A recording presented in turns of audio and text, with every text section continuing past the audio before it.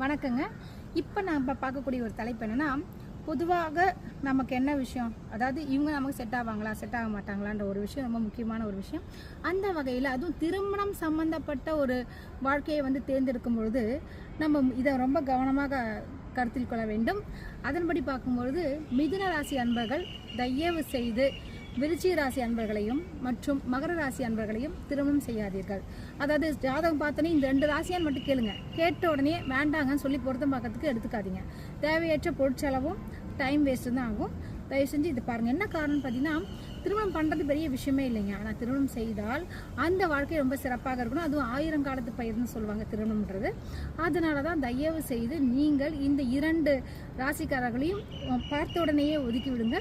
ஏன்னா இவங்க வந்து வாழ்க்கை ஃபுல்லாக வந்து சண்டை சச்சரவாகவே இருக்கும். அதாவது பிரச்சனையாக இருக்கிறதுனால தயவு செஞ்சு இதை நீங்கள் கட் பண்ணது நல்ல விஷயம். நன்றி, வணக்கம்.